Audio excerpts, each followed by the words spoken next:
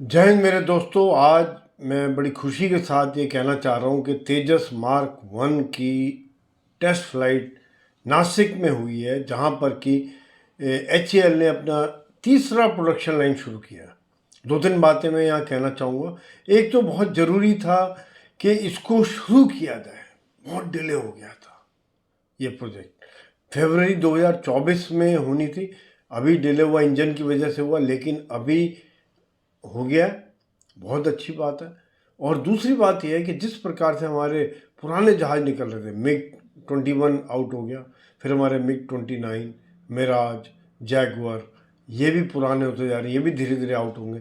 ऐसे में बहुत ही अच्छा कदम लिया गया है कि ये एक प्रोडक्शन लाइन को बढ़ाया गया है।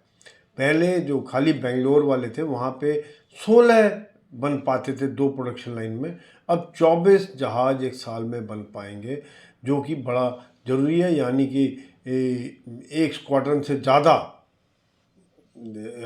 ऐड ऑन हो जाएगा हर साल। और ये तेजस, जैसे मैं एक बताना चाहता कि अत्याधुनिक 4.5 जनरेशन का जहाज़ है। इसमें 65% 65% देश में बने हुए पुर्जे लगे हुए हैं, जो कि एक बहुत बड़ा कदम है, क्योंकि जितना देश में बना होगा उसके बाद इसमें हमारा मेंटेनेंस, सप्लाई लाइन, हमारा कीमत, और फिर हम आज देश में बना रहे तो हम खाली देश के लिए बनाते, आज हम दुनिया के लिए बनाते हैं, यानी कि एक्सपोर्ट का पोटेंशियल। हर तरह से ये बेहतर है, बड़ा ज़रूरी था ये होना। और ये जो कदम उठे हैं, एक प्राइवेट सेक्टर को लाया, HAL की अकाउंटेबिलिटी हुई, ऑर्डिनेंस फैक्ट्री की अकाउंटेबिलिटी हुई, उनकी जवाबदेही शुरू हो गई है, बड़ा फ़र्क पड़ा इससे। नहीं तो पहले सालों साल चीज़ें लटकी रहती थी। ये एक प्रोग्रेसिव स्टेप है। दूसरा, हालांकि तेजस अत्याधुनिक है और 4.5 जनरेशन का है, अस्त्रा मिसाइल है, ऐसा रडार है, जैमिंग सिस्टम है, पायलट के लिए बड़ा अच्छा है। लेकिन अभी से हमने सोचना शुरू कर दिया है 5th जनरेशन का। फ्रांस के सैफरन के साथ भी बातचीत हो रही है कि 5th जनरेशन इंजन हम देश में बनाएं, क्योंकि ये हम जब तक आगे का नहीं सोचते रहेंगे, ये तो बनना शुरू हो जाएगा। तो अगला स्टेप लेना है, क्योंकि डिफेंस में कोई चीज़ जल्दी नहीं होती।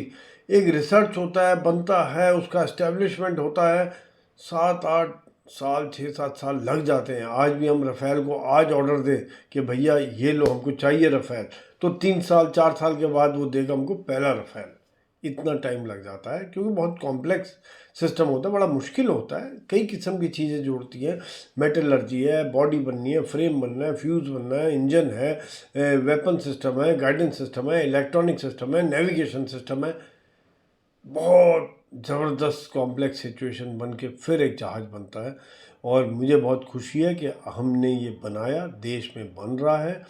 ये एक महत्वपूर्ण कदम है।